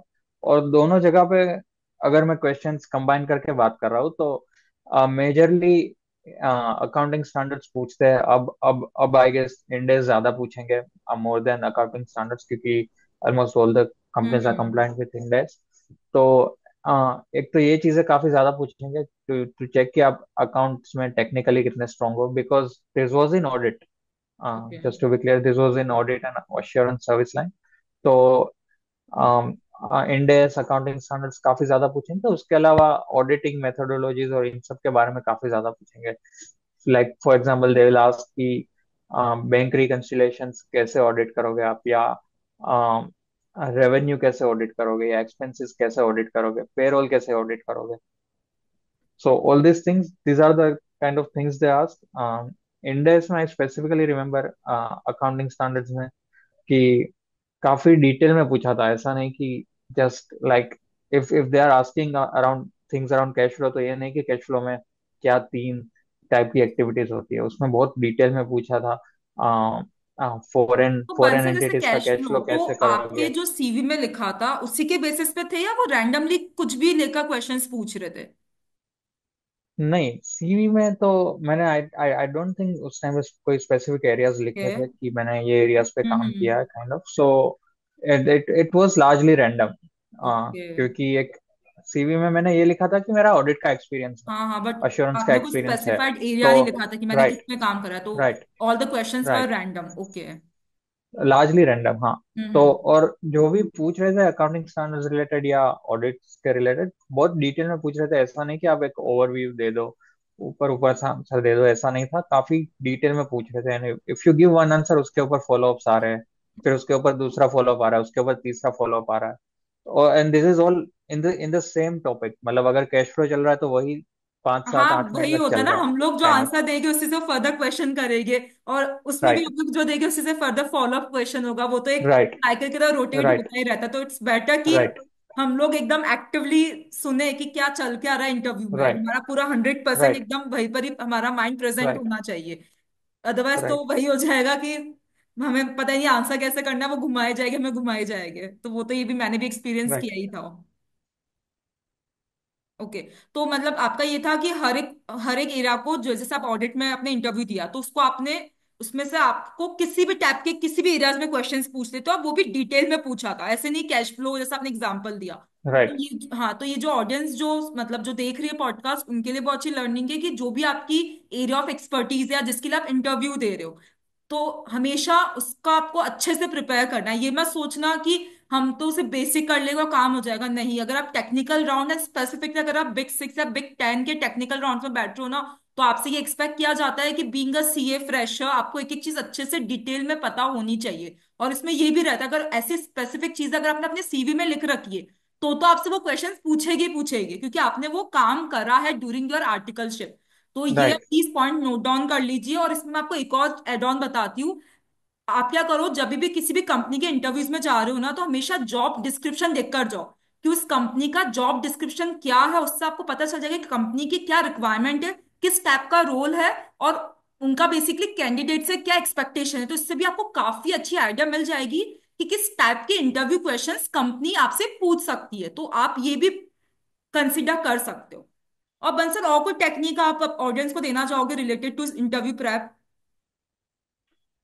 Interview preps, I would suggest कि एक तो आप पूरा prepared रहो. I think it's better to be a bit over prepared rather than be under prepared. हम्म। और बिल्कुल ही lightly या for granted मत लो interviews को. Especially when you are not applying through a placement portal or something. क्योंकि जब placements में करते हैं तो तब companies भी ऐसी आती है जिनको multiple hiring करनी होती है, तो आपके चांसेस सिलेक्ट होने के बढ़ जाते हैं. Hmm. Because they are hiring more people obviously, so आपका प्रोबेबिलिटी बढ़ जाता है सिलेक्ट होने का. But after after a point in time, जब आप एक कंपनी से दूसरी कंपनी में स्विच करना चाहते हो, या you are trying to do something like that, जब ज्यादा ओपनिंग्स नहीं होती, एक या दो ओपनिंग्स होती है, उसके लिए बहुत सारे लोग अप्लाई करते हैं, और उसमें से आप एक या दो ही सिलेक्ट होने वाले हो, क्योंकि उतनी ओपनिंग्स ही नहीं है. It's not through placement. तो उस टाइम के लिए आई फील कि ज्यादा इंपॉर्टेंट ये है कि आप ओवर प्रिपेयर्ड हो. भले ही थोड़ा ज्यादा एडिशनल एफर्ट्स डाले आप, but be over prepared, just be over prepared hmm. And be confident about it. मतलब अगर आपका प्रिपरेशन अच्छा होता और अच्छा होगा, तो आप ऑटोमेटिकली थोड़ा ज्यादा कॉन्फिडेंट हो जाओगे जब आप इंटरव्यू को फेस करोगे. एंड इट्स मोर इम्पोर्टेंट कि कौन से कौन से टाइप के प्रोफाइल के लिए आप इंटरव्यू दे रहे हो, वो हिसाब से आप प्रिपरेशन करो. एंड एंड अनदर थिंग, दो दो चीजें काफी इंपॉर्टेंट है इस इंटरव्यूज के लिए, कि एक तो आपका जो एक्सपीरियंस है अब तक का, उसके बारे में आपको क्वेश्चंस पूछे तो आप आंसर कर पाओ. ऐसा नहीं कि वो क्वेश्चन पूछे आपको याद ही ना आए चीजें. सो जस्ट बी श्योर कि आपको आपका एक्सपीरियंस याद है, थोड़ा रिवाइज कर लो, थोड़ा मेमोराइज कर लो कि क्या क्या एक्सपीरियंसेस है. काफी बार आपको प्रैक्टिकल एक्सपीरियंसेस पूछ सकते हैं कि ऐसे सिचुएशन में आपने क्या किया. If you applying for a bit higher role, तो हम्म। लीडरशिप वाले क्वेश्चंस पूछ सकते हैं, even if you are applying for a managerial role. तो ये सारी चीजें, और दूसरा जो उधर जो प्रोफाइल है उसके अराउंड टेक्निकल एस्पेक्ट्स प्रिपेयर कर लो थोड़ा. तो I hmm. Feel those two things will help a lot. Okay, understood. तो बंसल, जैसा आपने बताया आपकी फर्स्ट जॉब थी one of the big six में, ठीक है। बट अभी आपको ये पता है, अभी बहुत चल रहा है कि बिग फोर ये सब ज्वाइन मत करो, बहुत टॉक्सिक वर्क एनवायरनमेंट होता है, कोई वर्क लाइफ बैलेंस ही नहीं होती है। फिर एना सेबेस्टियन का भी केस आया था ईवाई से। तो आपको मतलब आपका बेस फर्स्ट थिंग एक्सपीरियंस कैसा रहा, ठीक है, एज अ सीए फ्रेशर? और आपको, आप क्या समझते हो, मतलब इन सब के बारे में आपका क्या थॉट प्रोसेस है? There are two aspects to it Nikita. दो चीजें हैं. एक तो ये है कि एक्सपोजर उधर जो मिलता है बिग सिक्स में, वैसा एक्सपोजर और कहीं नहीं मिलेगा. बहुत मुश्किल है वैसा एक्सपोजर मिलना. क्योंकि जिस तरह के क्लाइंट्स होते हैं उनके, जिस तरह के उनके मेथोडोलॉजी से, जिस तरह से वो काम करते हैं, तो वैसा एक्सपोजर बहुत कम कहीं पे देखने मिलेगा. एंड सेकेंडली, जो वर्क लाइफ बैलेंस की बात होती है, again that is also absolutely right. मतलब उसमें मैं कोई ये डिफेंड नहीं कर सकता ये फॉर्म्स को कि यार काम ज्यादा रहता है, कभी कभी रहता है, थोड़ा तुम स्ट्रेच कर सकते हो, ये सब चीजें बोल के मैं डिफेंड नहीं कर सकता, क्योंकि बहुत ज्यादा हेक्टिक रहता है उधर. एक्चुअली बहुत ज्यादा हेक्टिक होता है, ओवरवर्क होता है, और मोस्ट ऑफ द डेज होता है. मतलब वीकेंड्स भी वर्किंग रहते हैं आपके, और वीकेंड्स पे भी 10-10 घंटे का काम रहता है. ऐसा नहीं है कि वीकेंड्स पे 2 घंटे काम करके आप घर जा रहे हो. वीकेंड्स पे भी 10 घंटे रहता है. वीकडेज में तो 10-12 घंटे बहुत ही नॉर्मल है. अगर 10 घंटे में आप निकल रहे हो, अगर रात के 9 9 बजे आप ऑफिस से निकल रहे हो, एक टाइम ऐसा हो गया था कि अगर 9 बजे आप निकल रहे हो ऑफिस से, तो आपको अच्छा फील हो रहा है, या 10 बजे वाह। निकल रहे हो तो आपको अच्छा फील हो रहा है कि वाह आज तो मैं जल्दी निकल गया. सो दैट इज समथिंग. मतलब जब आप उधर होते हो तो काफी बार ऐसा होता है, एटलीस्ट मेरे साथ ऐसा हुआ था, कि you get use to that kind of thing. मतलब वो स्केड्यूल में आप ढल जाते हो, काइंड ऑफ काम काम कर रहे हो, और कुछ ज्यादा एक्टिविटीज एक्स्ट्रा कर नहीं रहे हो. सोशल लाइफ भी आपका मिनिमाइज हो रहा है, मिनिस्क्यूल होते जा रहा है. So but and and subconsciously you get use to it. But जब आप उससे थोड़ा दूर जाते हो, आप जब ब्रेक लेते हो, लीव्स पे जाते हो, या और कुछ होता है, या जैसे मेरे केस में हुआ था कि आपके केस में भी सिमिलर हुआ होगा। हम लोग जब मुंबई में थे उसके बाद कोविड हुआ था, तो काफी लंबा टाइम तक वर्क फ्रॉम होम चला था। तो हम्म। वो टाइम पे ये चीजें ज्यादा हिट करती है कि यार क्या कर रहे हैं हम, मतलब हाँ, ये घर पे बैठ एग्जैक्टली के ये भी मेरे अगर। साथ भी जब ही हुआ था, जब हम लोग घर पर थे बट हम फैमिली के साथ टाइम स्पेंड नहीं एग्जैक्टली। करते पूरे दिन। एग्जैक्टली। तब उस टाइम बहुत ज्यादा रियलिटी चेक हो गया था कि ये क्या कर रहे राइट। हो हम लोग। एक राइट। सही बोल रहे हो, मेरे साथ भी यही राइट। हुआ था। जब इस टाइम तो हम लोग राइट जब जब ऑफिस में थे ना, हाँ तो ठीक है, इतना मैं हाँ। समझ नहीं आया था difference, because at the end हमारी कुछ पर्सनल लाइफ बची ही नहीं थी, सब कुछ ही office right. Office office. Right. But जब हम लोग बैक टू होम गए, तो कुछ भी फेस्टिवल कुछ भी फंक्शन हो रहा है, हम लोग तो कुछ कर नहीं रहे, लैपटॉप के सामने बैठे। तो ये तो मुझे भी रियलाइज उसी टाइम मेन बहुत ज्यादा हुआ था। राइट। तो मतलब जब ऑफिस जा रहे होते हो तो इतना नहीं लगता, क्योंकि नए लोगों से थोड़े बहुत मिल रहे हो, थोड़ा बहुत हम्म। ट्रैवलिंग ये सब हो रहा है, तो थोड़ा मतलब चीजें चलती रहती है। But when you go away from that, तो आपको पता चलता है कि आप कितनी चीजें मिस भी कर रहे हो साथ साथ में। इट्स नॉट ओनली कि आप ओवरवर्क कर रहे हो, बट आप उसकी वजह से काफी ज्यादा चीजें मिस कर रहे हो। और जो भी लोग सीए कर रहे होते हैं, तो उनकी स्टूडेंट लाइफ तो वैसे ही जाती है, मतलब almost like they miss out on everything hmm. Social, games वेम्स, फ्रेंड्स के साथ घूमना, ये सब बहुत ही मिनिस्क्यूल हो जाता है जब आप सीए कर रहे होते हैं, क्योंकि एक ही फोकस रहता है, सीए क्लियर करना, सीए क्लियर करना है। और उसके लिए बहुत ज्यादा टाइम देना पड़ता है ऑब्वियसली। तो अगर उसके बाद भी ये चीज हो रही है, तो then you are missing out on a lot many things in life. Understood. और फिर हमें ये भी लगता था कि हम कमा तो रहे, बट अगर हम वो पैसे को खर्च ही नहीं कर पाए, तो वो राइट। कमाना भी किस काम का। क्योंकि मुझे तो ऐसे बहुत राइट। बार लगता था कि यार I am earning decent amount, no doubt, but जब मैं उस मनी को स्पेंड नहीं कर पा रही हूँ, आई am not happy with that money, तो मैं उसका करूँ क्या। तो वो अलग लेवल का राइट। ट्रॉमा ही लगता है मुझे। तो बंसल, जैसे आप क्या सजेस्ट करोगे जो सीए फ्रेशर है, उनको फिर बिग फोर या बिग सिक्स में जाना चाहिए? बिकॉज अग्री, एक्सपीरियंस वाइज तो बहुत अच्छा होता है, वो तो मैं खुद 100% I can agree on this. But other than experience, आपको जैसे आपने बताया 10 to 12 आवर्स नॉर्मल, ठीक है, आप बोल रहे हो कि 9-10 बजे अगर हम आ रहे तो हमें वो जल्दी कंसिडर करते।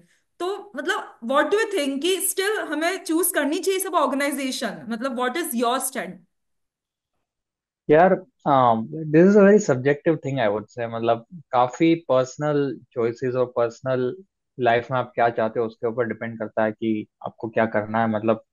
But I feel at the same time कि everyone should at least once try to get into big four और बिग सिक्स। मतलब एक बार वो एक्सपीरियंस लेना चाहिए, फिर कोई 6 महीने लेता है, कोई एक हम्म। साल लेता है, कोई 3 साल लेता है, या कोई 10 साल भी रुक जाता है उधर, अगर उनको मजा आ रहा है तो। That is something which is very personal कि आप कितना टाइम रुकना चाहते हो, बट आई वुड सजेस्ट कि एक बार उधर जाना चाहिए जरूर, एक बार जो because you see experience that. करो हाँ। हाँ, एनवायरनमेंट एग्जैक्टली। को। यू एक्सपीरियंस दैट थिंग, और उससे एटलीस्ट ये तो फायदा होगा कि आप वैसा एनवायरमेंट में काम करना सीखोगे। हम्म। बहुत ज्यादा प्रोफेशनल एनवायरमेंट, प्रोफेशनल लोगों से मिलोगे। और तो ग्रोथ और वाइज भी वो जो अच्छा एक। है कि हाँ हाँ, ठीक है, अगर हमने ग्रोथ। वो हाँ, आपका पर्सनल काफी ग्रोथ होगा वैसी जगह पे काम करके, एंड देन उसका जो ब्रांड वैल्यू है, तो वो आप कहीं ना कहीं उधर से कहीं और भी जाना चाहोगे, तो वो भी कहीं ना कहीं हेल्प करेगा। इट्स नॉट कि बिग फोर में थे तो फिर बाद में कुछ फायदा नहीं है। अगर आप एक एक 1.5 साल में उधर से निकल भी जाते हो, तो आगे जाके कहीं ना कहीं वो चीज हेल्प करेगी, एटलीस्ट वो एक्सपीरियंस हेल्प करेगा। एक्सपीरियंसेस किसी भी तरह के वो लाइफ में आई फील की हेल्पफुल होती है कहीं ना कहीं, तो आपका पर्सनालिटी हाँ, कैरेक्टर एक्सपीरियंस तो डेवलपमेंट में बंसल कहीं ना हर कहीं जगह वर्क करता काम है। आता ही है। और इसमें एग्जैक्टली। ना मैं एक और चीज तो ऐड करना चाहती हूँ कि जैसे मैं भी स्टार्टिंग में मेरा जॉब बिग सिक्स में था, तो मेरा बहुत हेक्टिक था, बट मेरी रूममेट थी, वो भी मेरी कंपनी में थी और उसका नॉर्मल था। तो कहीं ना आपकी आपको किस टाइप के क्लाइंट्स मिल रहे हैं, ठीक है, आपका मैनेजर कैसा है, उससे भी बहुत फर्क पड़ता है। मैं इसमें एक और पॉइंट ऐड करना चाहूंगी, अगर आपका मैनेजर अच्छा है, जैसे मैंने हर अलग अलग टाइप के मैनेजर्स के साथ वर्क करा है। मेरे एक दो मैनेजर्स बहुत अच्छे थे जो बहुत सपोर्ट करते थे, दे वैल्यू आवर टाइम, ठीक है, जैसे हम लोग कभी काम नहीं कर पा रहे तो वो इतना प्रेशराइज नहीं करते थे। बट ऐसे भी मैनेजर्स के साथ वर्क कर रहा है जो बहुत प्रेशराइज करते थे, ठीक है, उनके अकॉर्डिंग हमें काम करना है, वीकेंड्स में नहीं भी काम है तो भी सैटरडे बुलाते ही थे। तो वो तो फिर कहीं ना कहीं गलत है ना, मतलब अगर तुम प्रॉपर मैनेज ही नहीं कर पा रहे हो टीम को, तो दैट इज रॉन्ग, ठीक है। तो मैं ये भी है कि ऐसा नहीं राइट। कि सारी ही टीम खराब होती है बिग फोर या बिग सिक्स में।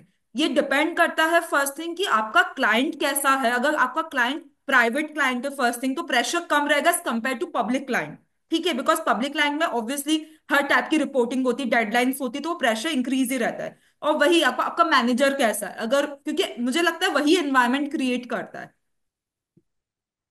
आई एग्री काइंड ऑफ क्वाइट। मतलब टीम, आपका टीम किस तरह से काम कर रहा है, आपके सीनियर्स, आपके हम्म। मैनेजर और पार्टनर्स या डायरेक्टर्स जो भी है, वो किस तरह से अप्रोच कर रहे हैं एक असाइनमेंट को, उन चीजों पे काफी उन चीजों से काफी फर्क पड़ता है। जैसे I was talking, I give a short example. मैं एक मेरे पुराने कलीग से बात कर रहा था कुछ टाइम पहले। Okay. He was promoted to assistant manager kind of a thing, मतलब थोड़ा सीनियर हो गया था। उसके नीचे हम्म। कुछ फ्रेशर्स थे जो काम कर रहे थे। तो ही वाज सेइंग कि अभी जो फ्रेशर्स आ रहे हैं, most of them are Gen Z generation.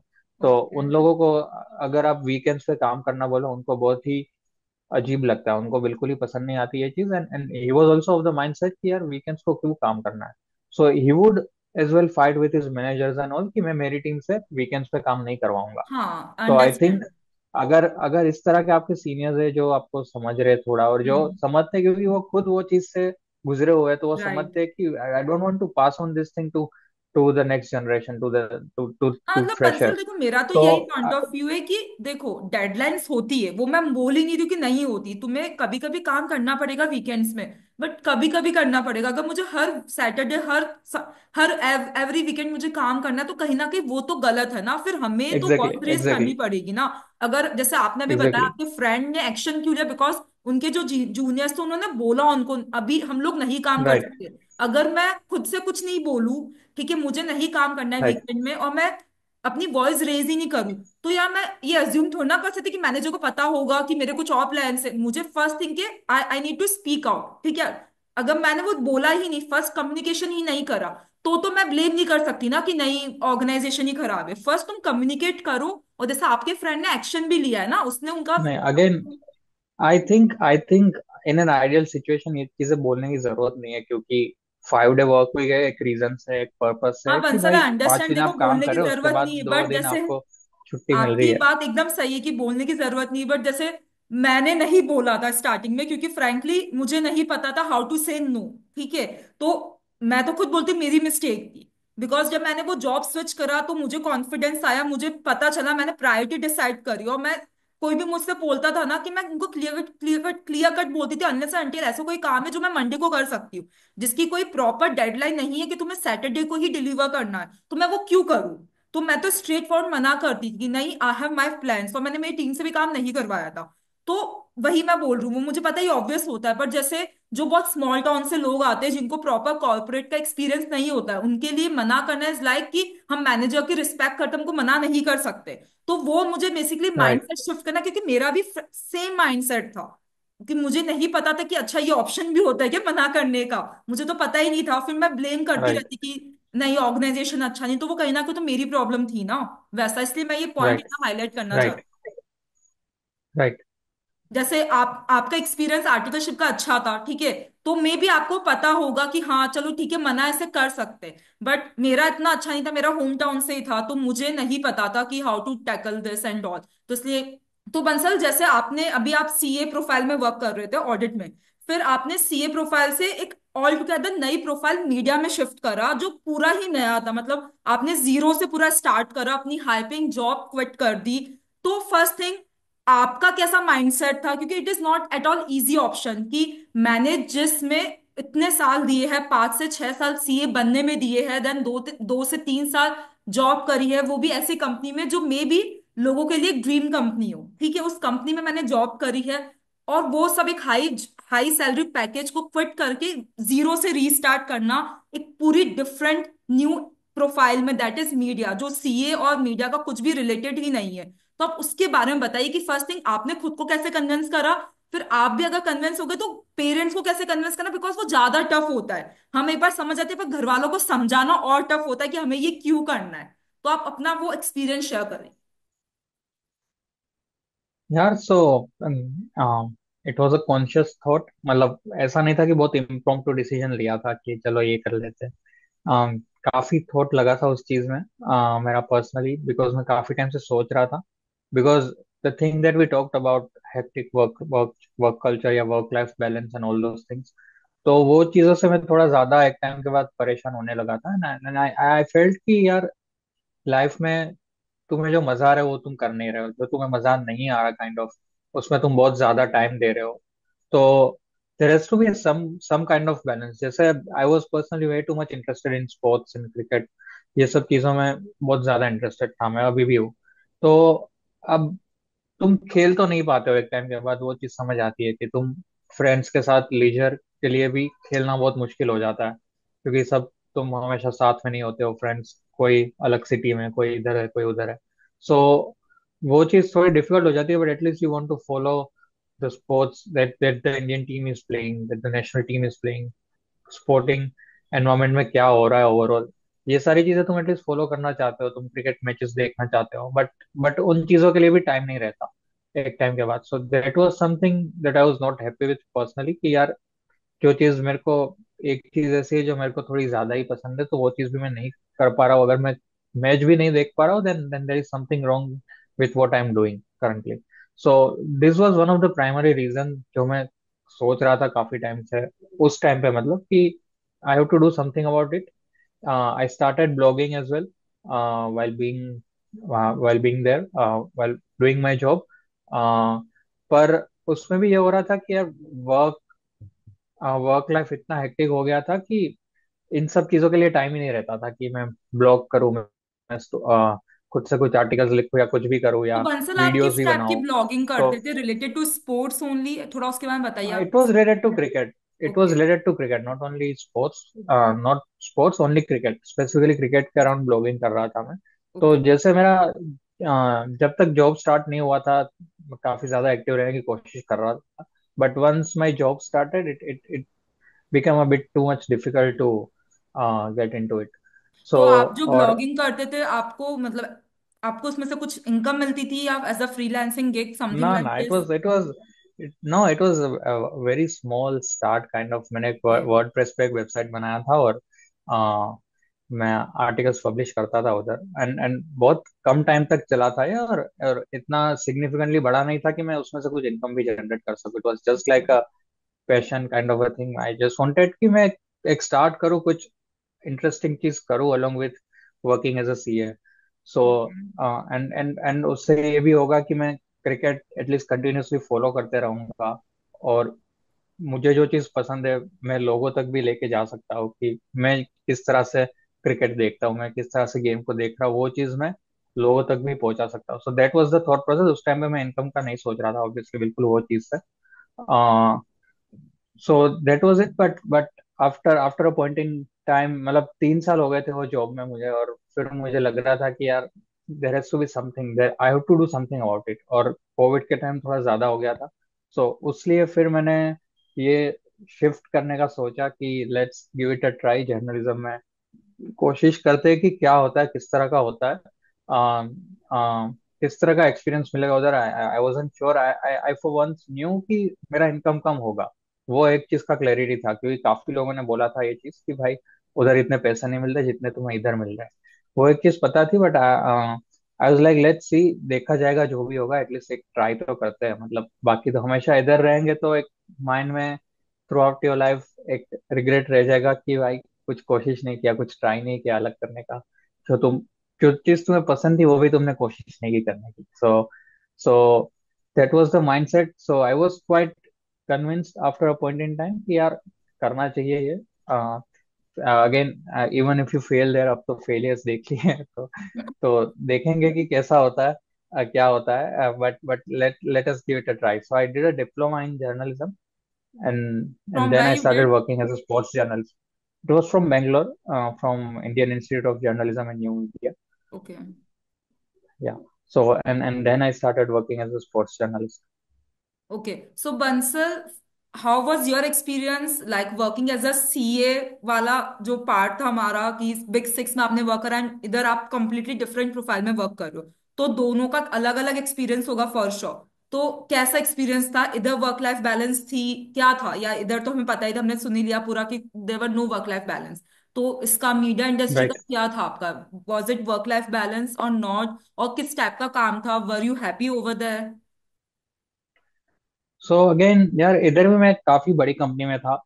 I don't want to take names for hmm. obvious reasons, but इधर भी काफी बड़ी कंपनी में था मैं, स्पोर्ट्स जर्नलिज्म में भी। And the experiences in the two different industries are completely different. बहुत ज्यादा फर्क है काम में तो ऑब्वियसली फर्क है, but the kind of people you meet, the kind of experience overall you get apart from work, काफी फर्क है दोनों में।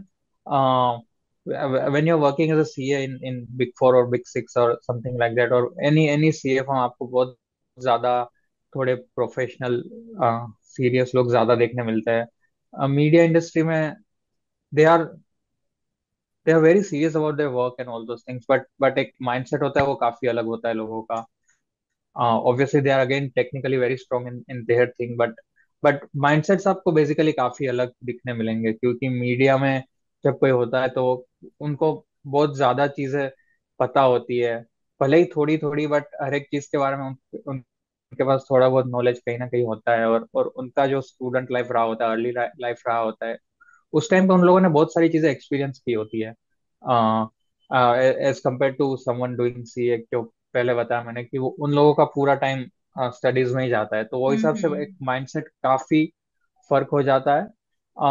And but the problem with media industry currently in current scenario specially is that जो भी media industry में companies है, जो भी बड़ी कंपनीज है या छोटी कंपनीज है, whether it is in digital media, whether it is in broadcast, whether it is in print media, newspapers publish कर रहे हैं, तो सबके साथ एक दिक्कत ये है कि वो लोग रिपोर्टिंग पे बहुत कम एम्फेसिस कर रहे हैं। If you okay. see, newspapers are still emphasizing on original reporting and all those things, तो वो अपने रिपोर्टर्स को भेजते हैं ग्राउंड पे, फील्ड पे भेजते हैं, इवेंट्स में भेजते हैं कि आप चाहो देखो कि क्या हो रहा है एक्चुअली, और वो चीज रिपोर्ट करो। But when you talk about digital media specifically, B it websites, YouTubes, आजकल इंस्टाग्राम इतना ज्यादा चल रहा है, तो उसमें the thing that I saw, I experienced, and I also heard from so many of my colleagues and friends and all those things कि कोई यार लोगों को भेजना नहीं चाहता रिपोर्टिंग के लिए। It's okay. Almost like reporting is kind of dying in, especially with the digital media. मतलब सब लोग चाहते हैं कि आप डेस्क पे बैठो, दिन के 10-12 स्टोरीज लिखो, एंड एक स्टोरी, एक बेसिक स्टोरी किसी ने ट्वीट किया, किसी क्रिकेटर ने कुछ ट्वीट किया, उसके ऊपर आपको एक स्टोरी लिखना है। It hardly takes an hour और so, less than an hour on most of the times. तो कंपनीज आपसे यही चाहती है कि आप दिन भर डेस्क पे बैठे रहो, 10-15 ऐसे स्टोरीज लिखो, और बस उस तरह से आपका वेबसाइट चलता रहे। And and kind of the reason I feel, उनका भी रीजन जो है, उनके पास काफी वैलिड रीजन है, क्योंकि अगर एक वेबसाइट बना के बैठा है कंपनी, तो उनको चाहिए होगा कि मैक्सिमम आर्टिकल्स जाए उधर। अगर न्यूज़पेपर है तो उसमें आपके पास स्पेस का कंस्ट्रेंट है, बहुत लिमिटेड स्पेस है, तो उसमें आप एक एक रिपोर्टर से एक या दो स्टोरीज लिख पाओगे मैक्सिमम। तो और आपका न्यूज़पेपर कंप्लीट हो जाएगा 15-16 पेजेस का या 20 पेजेस का, जितना भी आप चाहो। बट वेबसाइट पे आप एक या दो स्टोरीज दिन के डालोगे, तो उसमें बहुत ही कम ट्रैक्शन मिलेगा आपको। And it's all about views and traction on on social on media. Websites जैसे, हम्म। हाँ, on social media, on websites जैसे। आप भी ये वीडियो यूट्यूब पे डालोगे, आप चाहोगे कि आपको मैक्सिमम व्यूज मिले, स्टूडेंट्स आपका पॉडकास्ट देखे, दूसरे लोग आपका पॉडकास्ट देखे, so so you will try to maximise it as much as possible. तो similar thing with websites and all, कि भाई जितने ज्यादा व्यूज आ रहे हैं उतना आने चाहिए, जितने मैक्सिमम पॉसिबल व्यूज हम कोशिश करेंगे, सो दे वांट एवरीवन कि यार तुम कुछ भी। इसलिए आप देखोगे वेबसाइट्स पे, जब आप देखोगे तो इट्स नॉट नेसेसरी कि कुछ बहुत ही डिटेल्ड, बहुत ही रिसर्च वाले स्टोरीज आ रहे हैं। किसी ने ट्वीट किया वो एक स्टोरी बन गया है, किसी ने कोई फोटो डाला वो एक स्टोरी बन गया है, कोई एक चीज हुई, छोटी सी चीज हुई, वो एक स्टोरी बन गया है 300-400 वर्ष का। सो एंड उसमें आप देखोगे कि कुछ इन्फॉर्मेशन होती है, वो 2 पैराग्राफ्स में होती है, बाकी के 5 पैराग्राफ्स में बैकग्राउंड होता है, पुरानी बातें होती है, वही सब चीजें होती है। So this is where I feel the experience in media industry goes down for an employ, क्योंकि यार जो भी लोग जाते हैं मीडिया में, काफी जो मेरे क्लासमेट्स भी थे डिप्लोमा के टाइम, तो उनका भी एक काफी पैशन था कि भाई मेरे को रिपोर्टिंग करना, मेरे को ये चीजें डिस्क्लोज करनी है जो हो रही है, hmm. Whatever they are doing, beat sports, sports journalism, beat developmental journalism, beat business journalism, जो भी है, तो उनको ये है कि मैं लोगों से बात करूं और वो चीजें बाकी लोगों तक पहुंचाऊं, जो जिन लोगों के पास वो इन्फॉर्मेशन का एक्सेस नहीं है, पर वो हम्म। चीजें करने की अपॉर्चुनिटीज बहुत कम मिलती है। Okay. So that is where I feel कि जो लोग मीडिया इंडस्ट्री में आते हैं एक अप्रोच के साथ, एक एक्सपेक्टेशन के साथ आते हैं कि I want to do this kind of things, वो चीज वो कर नहीं पाते। और ये चीज it's not only about my experience, what I am thinking. मेरे बहुत सारे क्लासमेट्स थे, जो मेरे कलीग्स भी थे, उन सब लोगों से मैंने ये चीज सुनी है कहीं ना कहीं कि ये चीज हो रही है। And it is happening with almost the entire industry. ऐसा नहीं कि एक या दो कंपनीज है जो ऐसा कर रही है, almost all the companies are doing this kind of a thing. So this is where the experience overall goes down, like। Understood. So and basically अगर एट अ आप कोई भी फोर्टीन आपका जो इंटरेस्ट है वो करने को नहीं मिल रहा है, दे आर जस्ट हाँ, फोकसिंग मतलब ऑन बहुत कम वेबसाइट्स। मिलता है। Understood. Right. Okay. Okay. So Bansal, ये लास्ट क्वेश्चन है मेरा कि जैसे आपने इतना प्रोफेशन चेंज करा पूरा ऑडिट से मीडिया में, तो क्या आप लोगों को भी सजेस्ट करोगे ये, जैसे बहुत लोग होते हैं जो करंट जो काम कर रहे हैं उसमें मे बी वो इंटरेस्टेड नहीं, उनको कुछ और ट्राई करना है, तो आपका क्या टेक है इसमें? Will you suggest people to take that risk? I feel यार it is again a very personal decision, a very subjective decision. मतलब इसका कोई थंब रूल नहीं है कि ऐसा करना ही होता है या ऐसा नहीं करना होता। Like you eventually you end up doing what you want to do, और जो चीज आपको करनी है आप कैसे ना कैसे उधर पहुंच जाओगे। बट व्हाट आई फील, अगर आपको रिस्क लेना है तो ज्यादा देर मत करो, ज्यादा सोचो मत। अगर रिस्क नहीं लेना है तो अलग बात है। अगर आपको एक्सपेरिमेंट करना है, रिस्क लेना है, प्रोफेशन चेंज करने हैं, करियर चेंज करना है, then do it as as early as possible in your life. क्योंकि एक टाइम के बाद बहुत सारे फैक्टर्स ऐसे आएंगे जिसकी वजह से आपको ये अपॉर्चुनिटी नहीं मिलता, या आप आप खुद एक्सपेरिमेंट करने से थोड़ा घबराओगे, थोड़ा ज्यादा सोचोगे कि अब is this the right time to experiment और नॉट। सो अगर करना है तो जल्दी करो, otherwise it's up to you obviously. हाँ, मतलब जितना डीले करेंगे तो हमारे लिए दिक्कत है ना, बिकॉज अगर हमें करंट काम में मजा राइट। नहीं आ रहा हो, हमें ये कि नहीं एक बार ट्राई तो करना है, तो it's better do it now rather than delaying it for the future. So that's the right. Very good lesson. So thank you so much Bansal. बहुत ही काफी अच्छा पॉडकास्ट था, बहुत पावरफुल पॉडकास्ट था, एंड आई होप ऑडियंस जो भी इनको देख रही है उनको इस पॉडकास्ट के थ्रू काफी चीजें सीखने को मिला होगा। जिस तरीके से आपने लाइफ की एक एक चीज को डिटेल में एक्सप्लेन करा है, सीए स्टूडेंट से लेकर पूरी जो जर्नी थी आपकी कॉर्पोरेट की, और जो आपने करियर स्विच करा है कंप्लीटली डिफरेंट प्रोफाइल में, तो इससे ऑडियंस को काफी अच्छी इंसाइट्स मिलेगी कि अगर आप कर सकते हो तो वो लोग भी कर ही सकते हैं। ठीक है, सब कुछ पॉसिबल है, कुछ भी इम्पॉसिबल नहीं है। सो गाइज, आप मुझे कमेंट्स में बताओ कि आपको सबसे अच्छा पार्ट इस पॉडकास्ट का क्या लगा, और अगर ये पसंद आया तो प्लीज अपने फ्रेंड्स एंड फैमिली मेंबर्स के साथ शेयर करो और इसको लाइक करिए।